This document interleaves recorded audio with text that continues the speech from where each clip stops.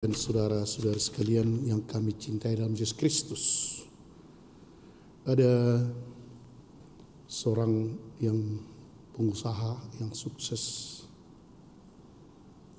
seorang Katolik, tapi rupanya dia membayar pajak sangat sering menipu atau mengurangi lah, mungkin biasa untuk kita ya, dikurang-kurangi. Tapi didengarnya lah khotbah pastor seperti yang juga tadi di sini kan, yang datang memuja sampai ke surga itu 144.000 orang. Sebenarnya angka genap ya dalam Wahyu, yaitu 12 kali 12, 12 suku Israel kali 12, dan kemudian kali 1000. Itu sebenarnya angka genap. Jadi surga hanya 144.000 sedikit kali bermiliar. Tapi itu angka genap. Didengarnya hanya orang yang jujur. Dan kemudian didengarnya lagi, Tuhan tahu apa yang kamu sembunyikan. Dan jelas rupanya pastor itu juga menyebut, kalau kamu membayar pajak umpamanya tidak kamu bayar secara benar, Tuhan tahu, walaupun mungkin petugas pajak tak tahu, Tuhan melihat, dan itu ukuranmu nanti. Wah, jadi tak bisa lagi dia tiru. Bahaya ini bagaimana? Sebagai suara hatinya, baru dikirimnya lah rekening ke kantor pajak.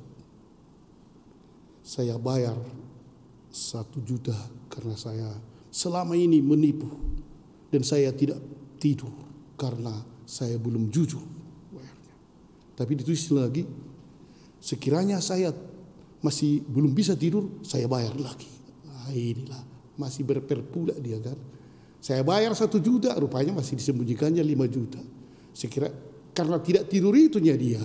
Sekiranya aku nanti tidak tidur, tak bisa tidur, maka aku kirim lagi yang lain.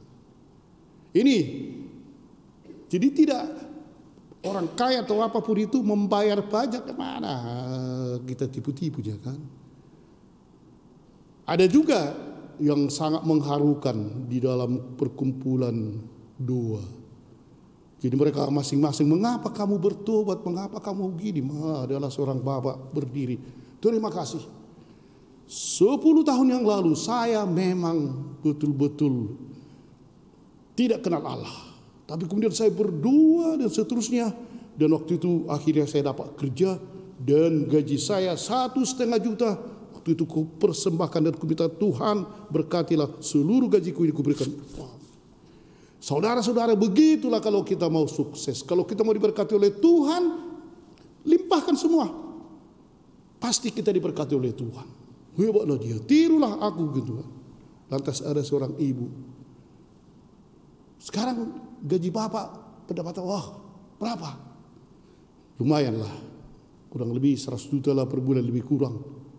Kalau gitu, mau bapak seperti yang dulu, 10 tahun yang lalu. Supaya diserahkan lagi. Bukan itu maksudku, katanya. Bu pergi dia. Bukan itu maksud yang dulunya. Nah inilah, semua tanggung-tanggung kan.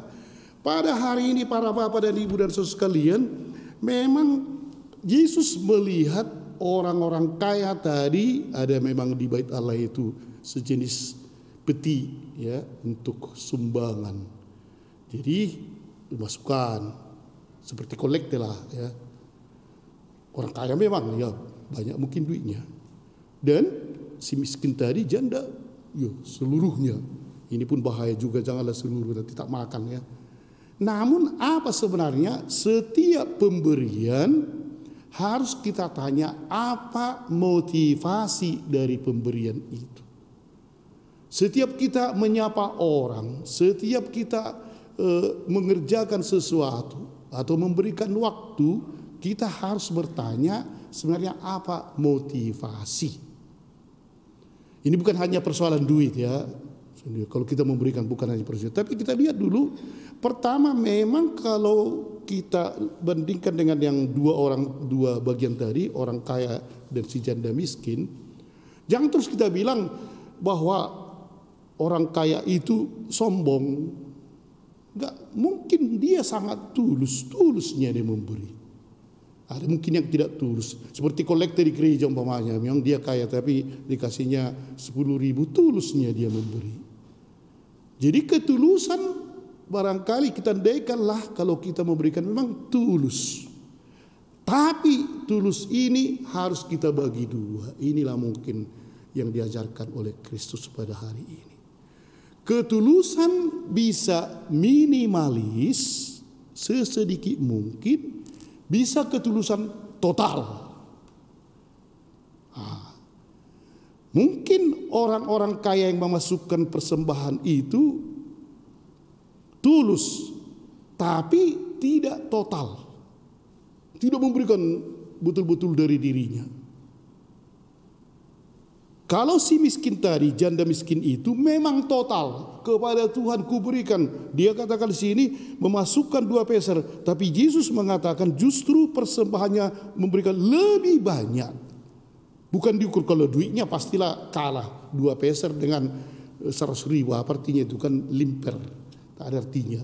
Tapi diukur dari ketulusan, justru si ibu janda inilah yang memberikan secara total, dan itulah yang dikatakan oleh Tuhan di sini memberikan lebih banyak.